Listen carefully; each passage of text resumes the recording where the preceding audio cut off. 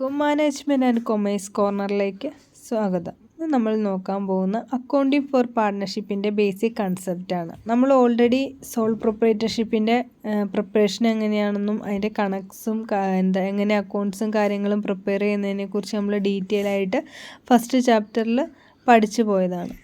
ഇനി അടുത്ത നെക്സ്റ്റ് കേസാണ് പാർട്ട്ണർഷിപ്പ് ഫേം എന്ന് പറയുന്നത്. പാർട്ട്ണർഷിപ്പ് എന്ന് പറഞ്ഞാൽ ആദ്യം പറഞ്ഞ സോൾ പ്രൊപ്പറേറ്റർ എന്ന് പറഞ്ഞാൽ ഒരു വ്യക്തിയുടെ ഇതാണ് പറഞ്ഞത്.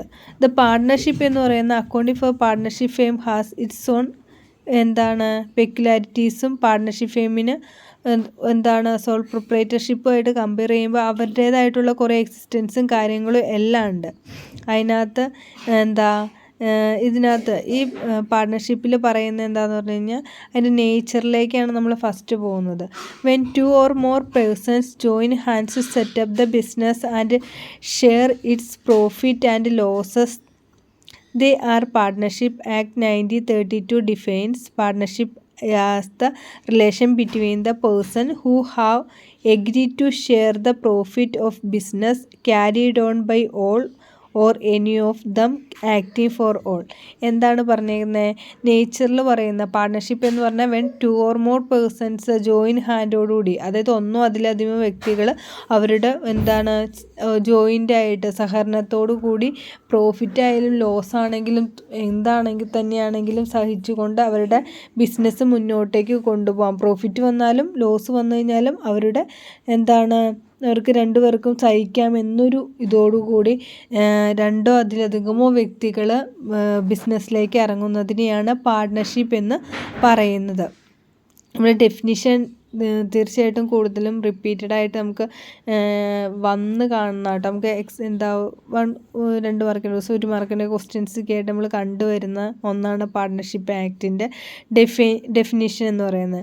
അതെപ്പോഴും നമ്മളതൊരു പാർട്ട്ണർഷിപ്പിൻ്റെ എന്ത് ക്വസ്റ്റ്യനും വരികയാണെങ്കിൽ നമുക്ക് എപ്പോഴും എഴുതി കൊടുക്കാവുന്നതും അതനുസരിച്ച് നമുക്ക് സ്കോർ ചെയ്ത് പോകാൻ പറ്റുന്ന ഒന്നാണ് കേട്ടോ. അതുകൊണ്ട് പാർട്ട്ണർഷിപ്പിൻ്റെ ഡെഫിനിഷൻ എല്ലാവരും പഠിക്കാനായിട്ട് നോക്കുക. എന്താണ് പറഞ്ഞത് ഡെഫിനിഷൻ എന്ന് പറഞ്ഞു നോക്കിയേ?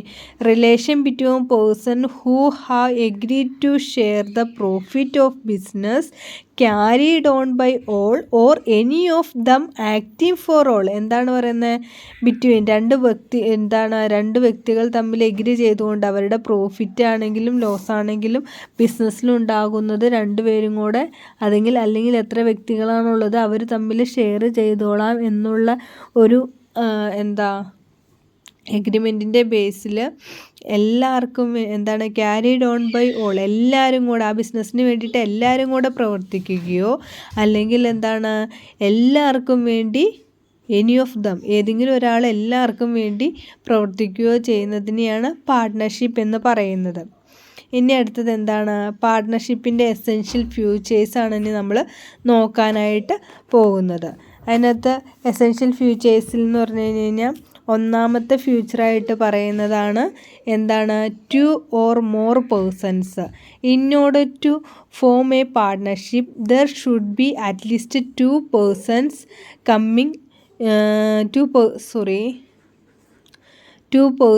coming together for a common goal. In other words, the minimum number of partners in the firm can be 2 ആണ്. എന്താ പറയണേ? 2 or more പേഴ്സൺസിൻ്റെ കേസിൽ ഇന്നോട് പാർട്ട്ണർഷിപ്പ് ചെയ്യുകയാണെങ്കിൽ അറ്റ്ലീസ്റ്റ് എത്ര വ്യക്തികൾ വേണം? 2 വ്യക്തികൾ വേണം അല്ലേ? കോമൺ ഗോളോട് കൂടി, അതായത് രണ്ടുപേർക്കും ഒരേ ലക്ഷ്യത്തോടു കൂടി പ്രവർത്തിക്കുന്ന 2 പേരായിരിക്കണം മിനിമം വേണ്ടത്. In other words the minimum number of partners in a firm can be 2 ആയിരിക്കണം. Therefore a limit of the maximum numbers by ventures Section 464 of the Companies Act 2013, the central government is empowered in the prescribed maximum number of partners the firm, but the number of partners can not be more than 100. 300 പേരിൽ കൂടുതൽ കവിയാനായിട്ട് പാടില്ല എന്നുള്ളതാണ്. The central government എന്താണ് അതിൽ കൂടുതലായി കഴിഞ്ഞാൽ നമ്മളെന്താ partnership എന്ന് പറയാൻ പറ്റില്ല, നമ്മൾ പിന്നെ അതെന്ത് ചെയ്യണം, കമ്പനി എന്നുള്ള രീതിയിലേക്കായിരിക്കണം പിന്നെ പറയാനായിട്ട്. അതുകൊണ്ടാണ് പറയുന്നത് 2 persons ആയിരിക്കണം എന്താ മിനിമം എന്ന് പറയുന്നത്. മാക്സിമം എന്ന് പറയുന്നത് 10ന് പല കേസുകളിലും ഉണ്ട് കേട്ടോ. The central government has prescribed maximum number of partners ഫേമിൽ to be 50 under rule 10 of the companies act. 10 പ്രകാരം എന്താണ് 50 പേരാണ്. Cannot he more than 50 partners ആവാനും പാടില്ല. 50 പാർട്ട്നേഴ്സാണ് മിനിമം, അതിൽ കൂടുതൽ പാർട്ട്നേഴ്സ് ആവാനും പാടില്ല എന്നതാണ് എന്താണ് നമ്പർ ഓഫ് പാർട്ട്നേഴ്സിൻ്റെ കേസിൽ പറയുന്നത്. രണ്ടാമത്തെ കേസാണ് അടുത്ത ഫ്യൂച്ചറായിട്ട് പറയുന്നതാണ്. അപ്പോൾ ഒന്നാമത്തെ ഫ്യൂച്ചർ എന്ന് പറഞ്ഞാൽ 2 or more persons ആണ് ഒന്നാമത്തെ ഫ്യൂച്ചറായിട്ട് നമ്മൾ പറഞ്ഞത്. രണ്ടാമത്തെ ഫ്യൂച്ചർ എന്ന് പറഞ്ഞാൽ എഗ്രിമെൻ്റ് ആണ്. Partnership is the result of agreement between 2 or more persons to do business and share profit and loss. The agreement become the basis of relationship between the partners. It is not necessary that such agreement in written form an oral agreement is equally valid, but in order to avoid disputes is a preferred that the partners have written agreement. എന്താ agreement എന്ന് പറഞ്ഞു കഴിഞ്ഞാൽ അവർ തമ്മിലുള്ള എന്താണ് ഒരു agreement എന്ന് പറഞ്ഞു കഴിഞ്ഞാൽ അവർ തമ്മിൽ എന്തൊക്കെ കാര്യങ്ങൾ ചെയ്യാൻ പാടില്ല എന്നുള്ള എഴുതപ്പെട്ടിട്ടുള്ളതായിരിക്കാം, അല്ലെങ്കിൽ വാക്കുകൊണ്ട് മാത്രം പറഞ്ഞു വെക്കുന്നതുമായിട്ടുള്ളതായിരിക്കണം എഗ്രിമെൻ്റ് എന്ന് പറയുന്നത്. എന്താണ് എഗ്രിമെൻ്റ് എന്ന് പറഞ്ഞു കഴിഞ്ഞാൽ അവർ തമ്മിൽ എന്തൊക്കെ കാര്യങ്ങൾ അതിനകത്ത് ചെയ്യാം, പ്രോഫിറ്റ് എങ്ങനെയാണ് ഷെയർ ചെയ്യേണ്ടത്, എപ്പോഴാണ് അതിൽ ലോസ് വന്നാൽ എന്ത് ചെയ്യണം, അങ്ങനെയുള്ള എല്ലാ കാര്യങ്ങളെക്കുറിച്ച് റിട്ടേൺ ആയിട്ടൊരു ഫോമായിരിക്കും എഗ്രിമെൻ്റ് എന്ന് പറയുന്നത്. എഗ്രിമെൻറ്റിൽ എപ്പോൾ തുടങ്ങി നമ്മുടെ ബിസിനസ്, എപ്പോൾ തുടങ്ങി, എന്താണ് നമ്മുടെ ബിസിനസ്സിൻ്റെ പ്രത്യേകത, അങ്ങോട്ട് എല്ലാ കാര്യങ്ങളും എഗ്രിമെൻറ്റിലുണ്ടായിരിക്കും. അത് എഗ്രിമെൻറ്റ് ചിലപ്പോൾ നമുക്ക് എഴുതപ്പെടുന്ന രൂപത്തിലുള്ളതായിരിക്കണം. എഗ്രിമെൻറ്റ് നമുക്ക് റിട്ടേൺ ഫോമിലാവാം, അല്ലെങ്കിൽ ഓറലായിരിക്കും. ഡിസ്പ്യൂട്ട്സ് കാര്യങ്ങൾ, അതായത് പിന്നീട് വരുന്ന തർക്കങ്ങളോ കാര്യങ്ങളോ ഉണ്ടാവാതായിരിക്കാൻ ഏറ്റവും നല്ലതെന്ന് പറഞ്ഞാൽ എഗ്രിമെൻറ്റ് റിട്ടേൺ രൂപത്തിൽ ആയിരിക്കുന്നതായിരിക്കണം. തേർഡ് വൺ എന്ന് പറഞ്ഞാൽ ബിസിനസ്സാണ്. ബിസിനസ് എപ്പോഴും എങ്ങനെയായിരിക്കണം, agree should be to carry on some business co-ownership of a property does not amount of partnership. For example, if Rohit എന്താണ് ബിസിനസ് എന്ന് പറയുന്നത് ഇത്രേ ഉള്ളൂ. പ്രത്യേകിച്ച് അതിനകത്ത് പ്രത്യേക എക്സ്പ്ലനേഷനിലേക്ക് പോകേണ്ട കാര്യമൊന്നുമില്ല. എന്താ ബിസിനസ് എന്ന് പറഞ്ഞാൽ എന്തായിരിക്കും, നമ്മുടെ ചെയ്യുന്ന ബിസിനസ് ആയിരിക്കും എന്താണ് ലോഫുള്ളായിട്ടുള്ള ബിസിനസ് കാര്യങ്ങളായിരിക്കണം, പ്രോഫിറ്റ് ഏൺ ചെയ്യുക എന്ന പർപ്പസോടു കൂടി ചെയ്യുന്ന ഇതുകളെ അതെല്ലാമാണ് ബിസിനസ്സിൽ വരുന്നത് കേട്ടോ. നാലാമത്തേതെന്ന് പറഞ്ഞാൽ mutual agency. The business of a partnership concern may be carried on by all partners or any of them acting for all. എന്താണ് പറയുന്നത്, മ്യൂച്വൽ ഏജൻസി എന്ന് പറഞ്ഞാൽ ബിസിനസ്സിലെന്ന് പറയുന്ന കൺസേണിൽ എന്താണ് എല്ലാ പാർട്ട്നേഴ്സും കൂടി വർക്ക് ചെയ്യുക, അല്ലെങ്കിൽ എല്ലാ പാർട്ട്നേഴ്സിന് വേണ്ടി ആരെങ്കിലും ഒരാൾ വർക്ക് ചെയ്യുകയാണ് ചെയ്യുന്നത്. This statement has 2 important implications ഉണ്ട്. ഈ ഇന്ന് പറയുന്ന, അതായത് നമ്മുടെ ഡെഫിനിഷൻ പറയുന്ന പാർട്ട്ണർഷിപ്പിൻ്റെ ഡെഫിനിഷൻ പറയുന്നതിന് തന്നെ 2 important ഇംപ്ലിക്കേഷൻസ് ആണ് ഉള്ളത്. ഫസ്റ്റ് എന്ന് പറയുന്നത് every partner is entitled to participate in the conduct of the affairs in the business. എന്താണ് നമ്മുടെ ബിസിനസ്സിൽ വരുന്ന എല്ലാ ഫാക്ടേഴ്സിലും അഫയേഴ്സിലും എന്താണ് അവർ ഒന്നിച്ച് പ്രവർത്തിക്കണം എന്നതാണ് ഫസ്റ്റത്തെ കേസ് എന്ന് പറയുന്നത്. Second, that there is exist the relationship of mutual agency between all the partners. അങ്ങനെയാണെങ്കിൽ മ്യൂച്വൽ ഒരു ഏജൻസി, അത് മ്യൂച്വലായിട്ടുള്ളൊരു അവർ തമ്മിലുള്ള വാക്ക്, അതായത് ഒരേപോലെ അഭിപ്രായങ്ങളും കാര്യങ്ങളും ആയിരിക്കില്ല, അതുപോലെ ഒരുപോലെയുള്ള അഭിപ്രായത്തിൽ നല്ലൊരു ഗോളോടുകൂടി ഒരേ ഗോളോടുകൂടി മുന്നോട്ടേക്ക് പോകാനായിട്ട് ഹെൽപ്പ് ചെയ്യുന്നതാണ് മ്യൂച്വൽ ഏജൻസിയുടെ കേസ് പറയുന്നത്.